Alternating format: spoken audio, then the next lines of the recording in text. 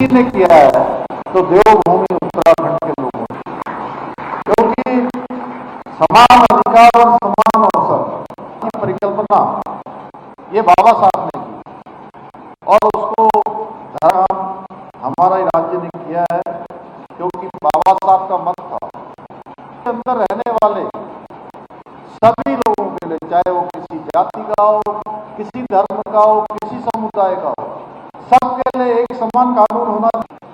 वे कहा करते थे कि जब तक सभी नागरिकों के समान कानून नहीं होंगे तब तक समाज में असमानता और विभाजन बना रहेगा। उन्होंने समान नागरिक संहिता को संविधान के अनुच्छेद 44 राज्य के जो नीति निर्देशक सिद्धांत थे उनमें सम्मिलित किया था। समान अभियान के अंतर्गत, इस सम्मान अभियान के अंतर्गत आप सभी ने विचारों और राष्ट्र निर्माण में उनके किए गए योगदान को जगह काम किया है। इसके लिए मैं पार्टी के सभी कार्यक्रम में भी इस अभियान को आगे बढ़ाया, उन सभी को मैं साधुवाद देता हूँ। लेकिन आप महत्वपूर्ण आह्वान भी करना चाहता हूँ। आप भली भांति जानते हैं बाबा जाति प्रथा की प्रखर विरोधी थे। उन्होंने जीवन भर एक समरसता के लिए, न्याय के लिए संघर्ष किया था। कुछ लोगों ने उनकी बातों को न समझा हो, लेकिन आज पूरा दुनिया आज की परिस्थिति में हम उनके विचारों को पुनः चिंतन करने की आशा है। आज सबको निश्चित रूप से हमारे अपने व्यवहार में, अपने कार्यों में बाबा को उतारने की बहुत आवश्यकता है। और कश्मीर के पहलगांव में आतंकी हमला सिर्फ हमारी राष्ट्रीय एकता पर हमला है, बल्कि इस घिनौनी वारदात के द्वारा हमें चुनौती दी गई कि जब तक हम सभी एक नहीं होंगे तब तक ऐसी ताकतों को निशाना बनाती रहेंगी। अब समय आ गया है कि हम दिखाए गए मार्ग पर चलते हुए जाति, भाषा और क्षेत्र के भेदों को एक समृद्ध समाज बनाए, एक संगठित समाज बनाए और एक सशक्त निर्माण करने में अपना योगदान करें। हर दृष्टि से, छोटी इकाई से लेकर हम सब एक होकर निश्चित रूप से बाबा साहब के विचारों को आत्मसात, एक भारत श्रेष्ठ भारत का जो हमारा संकल्प हमारे प्रधानमंत्री मोदी जी ने दिया, उस साकार करने में अपना योगदान दें।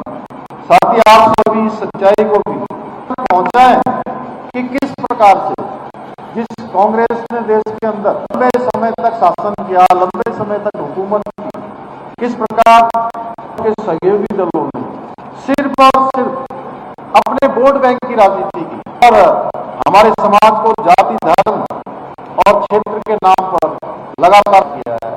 और उनका इस षड्यंत्र आज भी जारी है। उनके इस षड्यंत्र को अभी आज हम सबको यहाँ से संकल्प लेकर जाना होगा।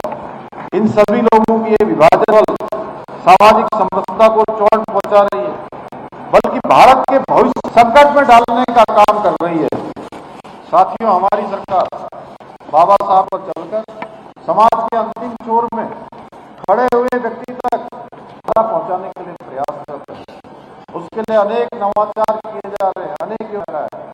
आज ही यहाँ ऋषिकेश शहर में, जहाँ ऋषिकेश को जाम से करने के लिए यहाँ पर एक बहुमंजिला पार्किंग का हम लोगों ने शिलान्यास किया है।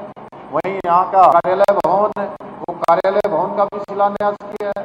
ये तीर्थ नगरी, ये अध्यात्म नगरी, ये हमारी संस्कृति की नगरी, ये ऋषि नगरी, ये आने वाले समय में एक पूरे विश्व का एक तंत्र में एक विशिष्ट स्थान प्राप्त करे, विश्व के मानचित्र में, एक वैश्विक चित्र में एक अपना अलग स्थान बनाए और पूरे विश्व का पहला डेस्टिनेशन लोगों का बने।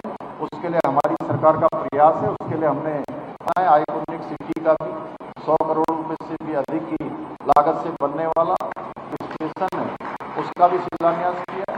निकट भविष्य में हम यहाँ पर गंगा कॉरिडोर बना रहे हैं, हरिद्वार में गंगा कॉरिडोर बना रहे हैं, शारदा कॉरिडोर बना रहे हैं। कामों को हम आगे बढ़ा रहे हैं। ये हमारा विकल्प रही संकल्प है और इस संकल्प के प्रयासों से आप सबके प्रेरणा से आप सबके आगे बढ़ेगा। हमारे कार्यकर्ता निश्चित रूप से हम सबको प्रेरणा और हमको उत्साह दें। और यहाँ पर हमारे आज 12-13 जो यहाँ के प्रमुख काम थे उन कामों का उनकी भी आज मैंने यहाँ घोषणा की है। उन सबको भी आगे बढ़ाया जाएगा। मुझे पूरा विश्वास है भाजपा का प्रत्येक कार्यकर्ताओं भी सिद्धांतों का अनुसरण करते हुए उत्तराखंड को राज्य बनाने के जो हमारा संकल्प है उस संकल्प को पूरा करने में भाव से इसी प्रकार से काम करता रहेगा। इसी विश्वास के साथ मैं पुनः डॉक्टर बाबा साहब डॉक्टर भीमराव अम्बेडकर जी को नमन करते हुए और आप सब